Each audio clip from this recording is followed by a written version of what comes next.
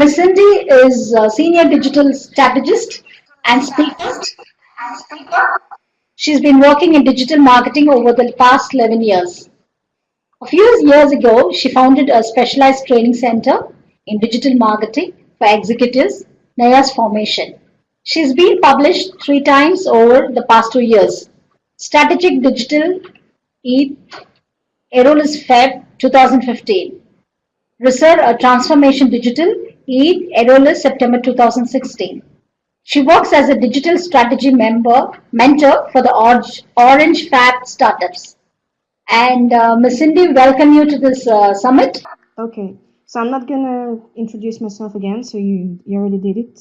I'm just gonna keep going and just dive in the presentation right now. So I wanted to make a short strategic point about the traffic tools you can use to drive traffic to your website.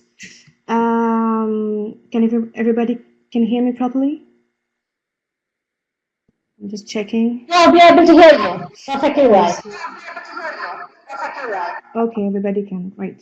So the first point will be search engine optimization. The second will be content marketing, then social media, search engine advertising, which is really important. And we're going to look at some other options you can use to drive traffic to your website. So with search engine optimization. I'm just going to give you some quick advice, things you can take away very quickly to use for your business.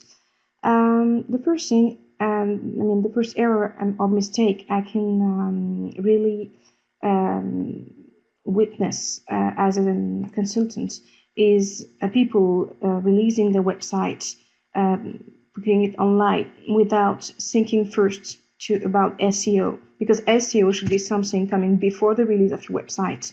And just a quick reminder, the worst SEO advisors are developers. Developers are really bad at SEO. The only thing they know about SEO is only meta title, meta description, and that's all. But there are a lot of technical choices that might impact your ranking. So you might maybe hire someone or get some advice about SEO on your documents, the official documents used with the agency before you release your website. The second thing to keep in mind is the 3 ingredients of the recipe of SEO. Well, I'm going back to basic things, but you must remember it. The first thing is the technical aspect of your SEO. Your website must be able to be crawled by Google bots. Well, you know why we only speak about Google, because it's over 90% of the traffic anyway. So we don't really care about the other search engines anyway. So yeah, you have to make sure that bots can crawl it, and because sometimes you don't pay attention to it, but you have some indication on your code that might refrain the bots from crawling your website, and if they can't crawl it, then they can index it, and you can't be ranked in the SERP. I don't know if everyone knows this word, SERP, S-E-R-P. Just a quick question. I'm just going to write it down. Does everybody know this word? No. Means search engine.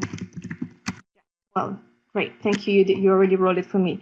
So yeah, so you want to make sure that you will be in the SERP and that bots can just crawl it.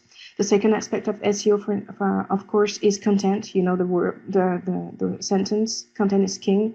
So you have to write a lot of contents to update it, and make sure that the semantic strategy is really thought through before you put some content online.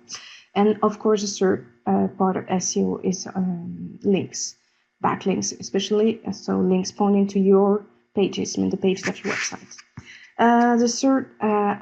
The third point of this SEO point will be UX for sure, user experience.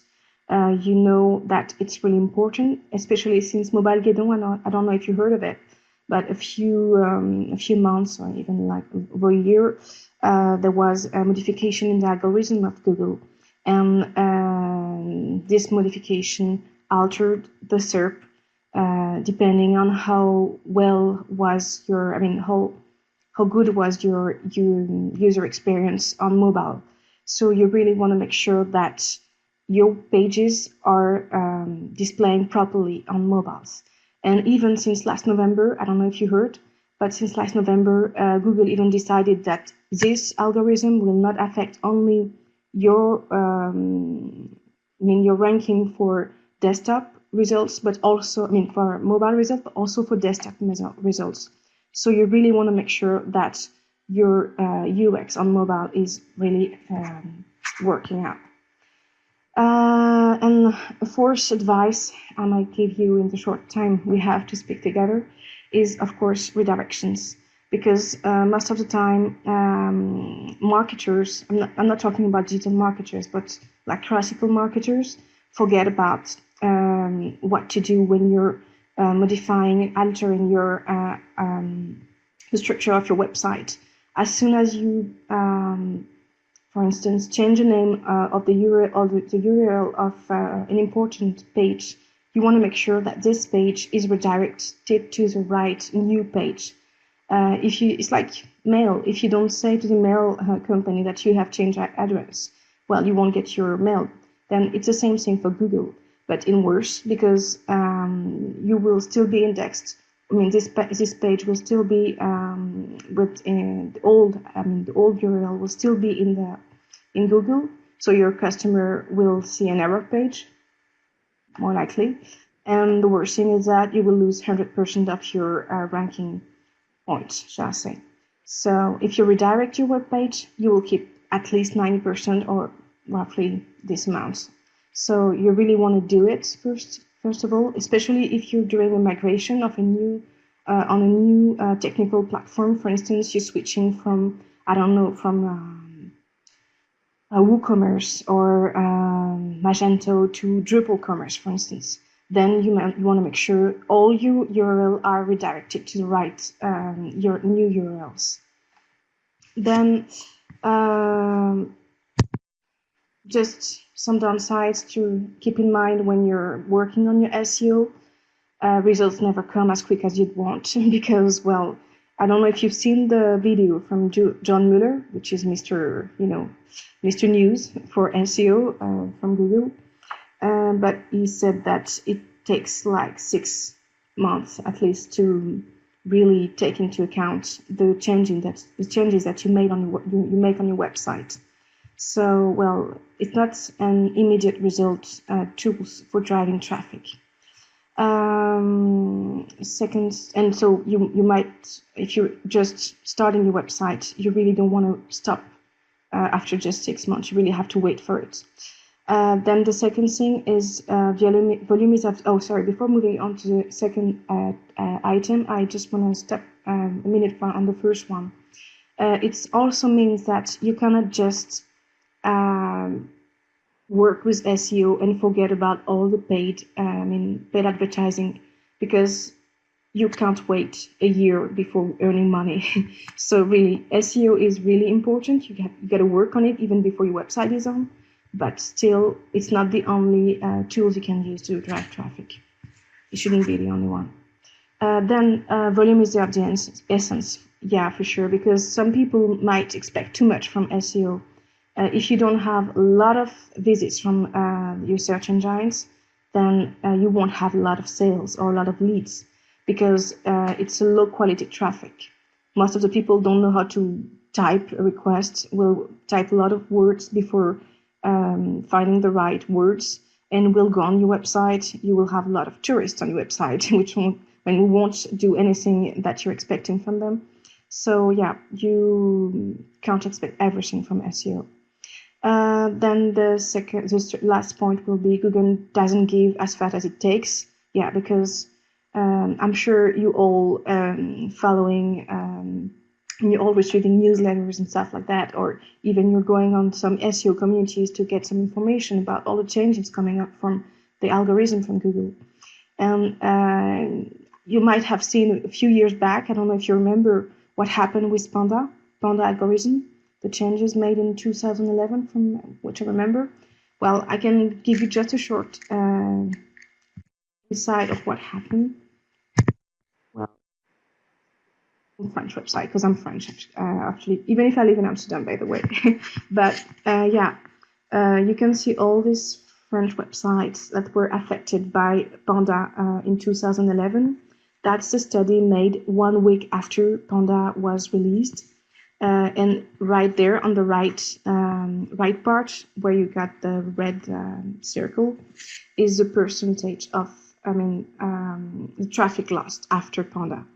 So, well, I have a quick question from Moet saying, what is the Google latest update 2017? Well, there are many. We had Google Phantom, we had even we had many. I don't know them by heart, but you can easily find them, or I can just send an email to you with their link with all the history from all the modification of algorithm if you want to. Okay, so yeah, you can see that some websites have lost nearly 96% of the traffic in a week. So that's really, really crazy. You want to make sure that all your eggs are not in the same basket. I don't know if you use this expression in English, but that's a French expression. We always say, make sure you don't put everything in the same horse, or yeah, don't beat everything on Google for sure. Even it should be and should remain at least 50% of your traffic. Okay, moving on to the next topic, content marketing. Content marketing is really important for sure because it directly works with SEO. So before you write, of course, think SEO. Try to make a list. Or first of all, I'm just going to mix up a little bit the points, but start with your persona, which means you have to think of your typical customers, what they want, what they expect, what they need to know, what kind of information they're looking for, and try to write a good article about it. But first, you have to think about all your keywords, especially long tail keywords you might want to insert in your content before you write, because it's really hard to change it after it's already written. So first, put all your keywords and then start writing. Sometimes, when you think about content marketing, you always think about writing, but that's not all you can do. You can also do infographics, tutorials on YouTube. You can try if you have time and the means to create some videos, some tutorials, or even just, some content, some video content. You can also work on your brand content. There are so many ways and forms you can use to interact and give, because you have to give to your to your prospect before you get them to turn into customers. They have to trust you, and that's a very good way for them to trust you, because it's something given away. And of course, you also have the white books. I don't know if you know what I'm talking about, but small books that can start from 10 pages to like 100 if you want, if you're really inspired or if you have time. And you can write on a specific topic that might interest them and make them trust you and give you credit. Give you credibility for this topic, and then they might contact you on their own and to get more information. And first of all, even if they don't, remember, don't send it by email. Just put it on your website, put a form on, so that they can just fill it in with the basic information: name, first name, telephone number, email, and maybe just their position at least, but not more. Your form website, your web form shouldn't be very, very long, otherwise your conversion might drop. Then, you also have to feed influencers, because content shall not only be on your website. Sometimes content can be on others' websites, but, they might be a bit lazy, or they might not feel like it's really important for them to work for you. So you got to work a little bit for them by writing for them. So that's what I call guest blogging. And you will write articles they might need, or feed them with some intel, or even some gifts they can give for contests to make sure they're sharing your content. And of course, all of this content should should involve a link pointing to your website, to one of your strategic services or products, for sure. Okay, so the bad side, I mean, the bad side of content marketing, yeah, we're not all born writers, of course, so you might want to leave that to someone who can write, because most of the people cannot write properly. I'm not talking only about, I mean, grammatical errors or stuff like that. I'm really talking about people who can inspire you. So, well, either you do it yourself, either you find the right consultant to do it. Second point is writing content is a consuming time mission. Yeah, for sure. Time consuming mission.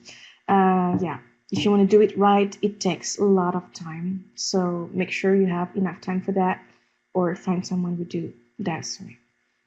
Then the last point is video creation takes tools and skills.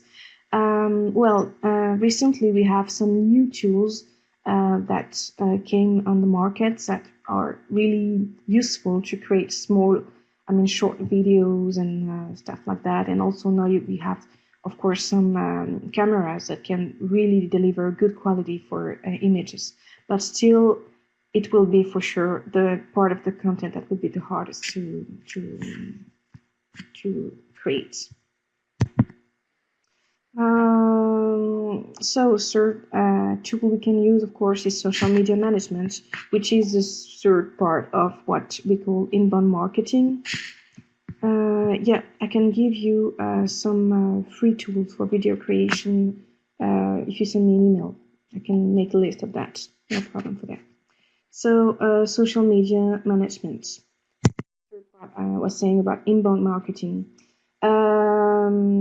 So yeah, Google is not the only GAFA algorithm addict, for sure. I'm sure you heard about the GAFA, Google, Amazon, Facebook, and Apple, which are the four biggest players in the digital marketing world, or digital world, anyway. And what I mean is that search engine have algorithms, but also Facebook and other networks, social networks. So you might want to learn how they work and make sure that that you're posting the right content at the right time to make sure, yeah, you're respecting all their rules so that you can have a better reach to your audience. Second point, you can't always be there on time, so you might want to use some tools. Yeah, we're coming back to tools. For sure, because sometimes if you want to post, for instance, about SEO, well, you have to speak with night owls, so you have to post at night. Or, you know, that's just an example, but you really have to find the right time for the right subject, for the right audience. So you cannot be there on time to do it. So you have to use some tools to program it and do it automatically. So yeah, Outsuit is one of them. I'm sure you all know about it. It's very cheap, very useful. So yeah, make sure you're using it to optimize your communication. And you also have some social analytics tools on this tool, so it's very useful. Yeah, something else, remember, because those tools are so easy to use that sometimes you're feeling like, okay, I'm a bit lazy, I'm just gonna post something for the whole networks I'm on, what my company is on. But no, you really have to adapt your content for each social network. You cannot just use the same tone, the same size, the same content for each of them. I don't know if you, I'm sure you do, but well, I'm still gonna show it so that everybody can see what I'm talking about.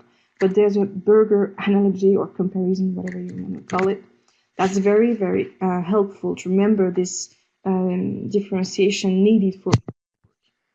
If you're looking at this picture, I've just translated it, but I'm sure it's already exists in English too. That's the burger analogy, which means when you're on Facebook, you're saying you love burgers. When you're on Twitter, you say I'm eating a burger, because that's the instant networks, that's reporting network. Then you have LinkedIn, I make good burgers, that's professional. Pinterest, my burger collection, so it has to be graphic, it has to be beautiful so that you can share it, or it might be some important or useful advices you can give to create your own recipe for a burger. And then you also have Instagram for sure, well, pics, and then YouTube, watch me eat a burger, so or watch me make a burger. So yeah, that's all the different tones and uses you can make of all these networks. That's not all the network you can find, but that's something you have to remember when you're creating your social media strategy, because that might be my conclusion about social media. It has to be strategic. You cannot just improvise. You really have to take time and write it down and make a calendar for each week or of the months, the coming up months, saying, okay, this week I'm going to post this, I mean, 3 times on Facebook. It will be about this, that, and that, and targeting this audience, this persona. So you really have to think it through before you just start publishing stuff.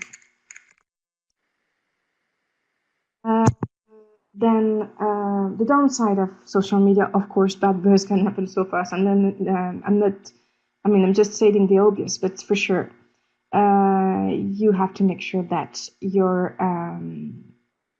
communication is really tight and that you're not making any mistakes. You cannot just give it to anyone, because all your efforts can just be, I don't know, vanished in a minute. We've seen so many companies ruined by such experiences. So make sure that you also know about crisis management and not only about having fun with your communities. But of course, it's another time-consuming mission, because some networks need a lot of time. I'm thinking, for instance, about Twitter. If you're not tweeting at least, I don't know, 4 or 5 times a day, then it's like it doesn't even exist. Well, it's still better than nothing, but it's not the right frequency. I mean, the right reason for this network. And on the contrary, you want to make sure that you're not spamming people on LinkedIn, because they can tolerate at least like 1, 2, 3 posts a week and not more. So you really have to make sure you have the right reason for each network. And careful. This is not the best conversion tool. I know it's improving. You can do a lot of good things. You have a lot of new formats you can use to, advertise, to even sell sometimes a product on Facebook. But still, when you look at the conversion rates of Facebook, it's very, very low in comparison to other tools, which are way more effective. So inbound marketing is really great when you have no budget. And it's still great when you do have some budget, but you have to invest as soon as possible in paid advertising. So I'm going to move on to this next topic. And the best tool, of course, the winner for paid advertising is still search engine advertising, because it's very qualified traffic. Sorry.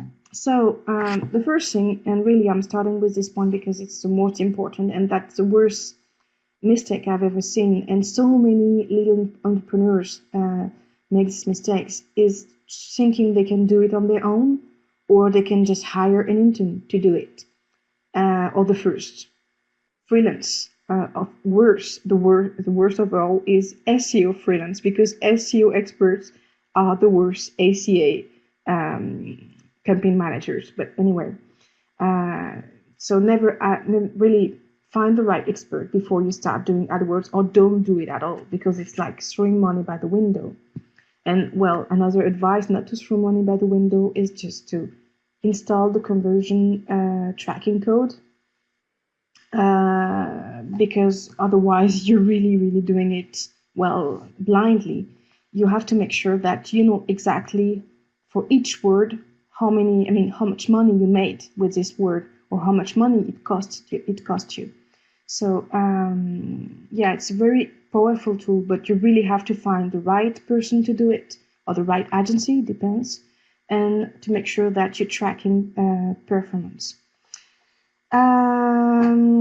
You also have to buy your own brain, but just to go back to, I'm just going to give you an example, right? It's gonna, I don't know, shed some light on what I'm saying. But once I was doing, free consulting for an association, women association, and one came to me and she told me, oh, I'm handling some ACA campaign on AdWords. Well, you can imagine how bad I felt for her when she said that. So I listened to the rest of what she had to say, and she said, well, I don't know exactly if it's working, of course, because she didn't install the conversion tracking code. So she was really doing it blindly. And then she was like, I'm really pissed because my competitor keep buying my keyword, my brand keyword, and is on the first position on the SERP. And I'm still first on my brand name on the free, the SEO part of the SERP, but not on the paying part. And her and her husband were every morning clicking on the competitor link, to make sure they were paying a lot of money. But well, they were of course wasting their time because Google is taking out those clicks, those fake clicks, out of the competitor deal. So it's really not worth it. And the worst thing is that she should have just bought her own name. If you want to find out about all the mistakes done on ACA, there's tons of articles about that. You can find, for instance, I think the 12 most common mistakes on Google AdWords, especially on the QuickSpot blog. I don't know if you heard of it. It's a very good blog and very methodological. They give you a lot of practical advices. So so buy your own brand. Last point is, you have a lot of parameters to use on your campaign, and you can it's not only about words, because most of the people who are not experts, they will just gonna put some words in their accounts, and they don't even know about all the types of keywords they can use, like broad expression, exact expression. So there are some different kind of means to do, or tools you can use on Google AdWords. Otherwise, you won't be really using the whole power of this tool. And for instance, you also have negative keywords. I don't know if you heard of it, but that's really, really important. That's why it's as important as normal keywords. And normally, most of the people who are not experts in AdWords might not use it. But that's the best way to make sure that the traffic you're receiving on your website is exactly what you're expecting, and that this traffic will convert. If you have, a conversion rate lower than 5% in ACA, then either you have to find a new resource to handle it, or for sure, you have to find a new person to handle it, because ACA, you have to remember, ACA is always efficient. So the downsides of ACA for sure is optimization, reporting, our daily thing. So if you see, for instance, a freelancer offering you money, but just to work once a week, or even Google saying, yeah, we're gonna help you, we're gonna call you every week. That it doesn't work like that. Even if you have a website which has a lot of, not a lot, but very few people coming from ACA, very low traffic from this marketing. I don't know how to say it in English, but from this tool, let's say. And then you will still have to optimize every 2 or 3 days. And for normal website with normal traffic, then it's daily. So you want to make sure that on your bill that the right time is allocated to this task. And the worst thing is also creating your campaign. It can take months sometimes, because depending on your catalog, it might take a lot of time. The worst thing about ACA is also your budget, because most of the time you don't have enough money to run some campaigns. Then you might don't want to do it at all, because what I know, for instance, in France, that you need at least $1,000 a month to spend, 500 for the agency, the web agency, and 500 to spend. So that's a really, really, really lowest budget you can you can use on AdWords, but I'm giving you the French standards because I don't know how much your freelancer take in your country. So you have to, well, keep in mind the money for the freelancer or the agency and the money for the campaigns. And also one thing to remember, when you stop SEA campaign, for sure your SEO results will go down because, well, it's not, well, we all suspect Google to have put into place something that makes, trigger that, but we don't really, well, the worst thing is not that, it's mechanical, because when you're online with SEO and SEA, you're appearing twice on the SERP. And for sure, if you're appearing twice, your CTR, your click-through rate on both will be higher. So when you drop SEA, for sure, your SEO CTR drops too. It's not only about the suspecting Google, it's more also logical.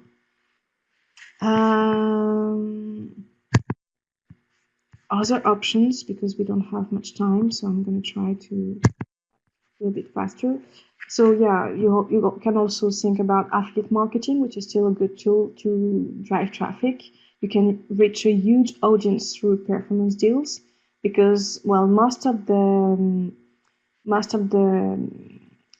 advertiser, lots of the marketing agencies or marketing players will often ask for CPC or CPM, instead of CPA or CPL, and your interest lies in those last two models, CPA and CPL, most of the time. And you can find that on affiliate platforms.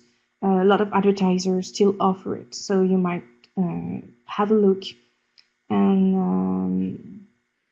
you might have a look and offer your own affiliation program with CPA or CPL, depending on your business model, and find a lot of editors that will be interested in working with you with such models. The second one would be email marketing. It's still a great tool. For acquisition, new customer acquisition, it's quite hard still, especially if you have e-commerce. But if you're working, you have a lead generation website, it's still very effective because you can find some partners that will accept CPL deals. So you might look for it because they don't all accept this, but it might be really, really effective for you because you only pay when you get a lead. So you're paying for results, not only for a tourist visitor on your website. And of course, for relationship management, marketing automation, you can use it in various forms, but I don't have time here to speak about everything. And you might also think about partnerships, because as long as you both agree, you can still find a lot of ways to drive traffic to your websites through other websites by maybe sharing a little spot on the partner's newsletter, or even using banners on his website, or just some backlinks in some articles. Well, as long as it's not too obvious for Google, for sure. But yeah, you can do some little things that we might forget about. And you also have co-branding partnerships, which means you're having a partnership or making a deal with a website, which is also an advertiser that has the same size roughly, and that can be useful to each other. So that's the other kind of partnerships you can imagine.